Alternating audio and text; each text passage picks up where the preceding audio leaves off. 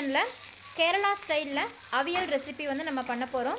Chapati rice கூட வச்சு சாப்பிட்றதுக்கு இந்த அவியல் ரெசிபி ரொம்ப ரொம்ப ஆப்டான ஒரு டிஷ்ஷாக இருக்கும். நீங்கள் நம்ம சேனலில் முதல் முறையாக பார்க்குறீங்கன்னா மறக்காமல் சப்ஸ்கிரைப் பண்ணிக்கோங்க ஃப்ரெண்ட்ஸ். பக்கத்தில் இருக்கிற பெல் ஐக்கானையும் கிளிக் பண்ணிக்கோங்க. அப்போ தான் நான் எப்போ வீடியோ அப்லோட் பண்ணாலும் உங்களுக்கு நோட்டிஃபிகேஷன்ஸாக கிடைக்கும். இப்போ அவியல் ரெசிபி வந்து நம்ம எப்படி பண்ணுறதுன்னு பார்த்துடலாம் ஃப்ரெண்ட்ஸ். ரொம்ப ரொம்ப குயிக் அண்ட் ஈஸியாக பண்ணிடலாம். இதுக்கு தேவையான பொருட்களோட லிங்க் எல்லாமே நான் டிஸ்கிரிப்ஷன் பாக்ஸில் வந்து கொடுத்துருக்குறேன் ஃப்ரெண்ட்ஸ். நான் இன்றைக்கி 3 பேர் சாப்பிட்ற மாதிரி அவியல் வந்து பண்ண போகிறேன். அதனால் காய்கறிகள் எல்லாமே கொஞ்சமாக தான் நான் எடுத்திருக்கேன். கத்திரிக்காய் சேர்த்துக்கலாம், அதனோட கேரட் எடுத்திருக்கேன், பீன்ஸ்,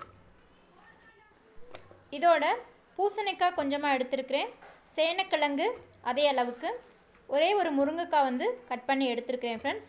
இது எல்லாமே நம்ம குக்கரில் காய்கறி மூழ்கிற அளவுக்கு தண்ணி சேர்த்து உப்பு மஞ்சத்தூள் சேர்த்து ஒரே ஒரு விசில் வந்து நம்ம வச்சு எடுத்துக்கலாம். இப்போ நம்ம அவியலுக்கு வந்து ஒரு மசாலா ரெடி பண்ணிடலாம். 3 டேபிள் ஸ்பூன் அளவுக்கு தேங்காய் துருவல் வந்து எடுத்துக்கலாம்.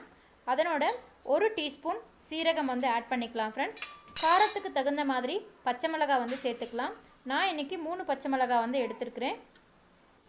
கொஞ்சமாக தண்ணி சேர்த்து நம்ம இந்த கன்சிஸ்டன்சிக்கு அரைச்சி எடுத்துக்கலாம். குக்கர்லேயே வந்து நம்ம வச்சுருந்தோம்னா நம்ம கிளறும் போது வெஜிடபிள்ஸ் எல்லாமே உடஞ்சிடும்.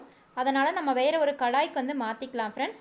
இப்போ நல்லா கொதிக்கும் போது நம்ம இதனோட அரைச்சி வச்சுருக்கிற விழுதை வந்து நம்ம சேர்த்துடலாம்.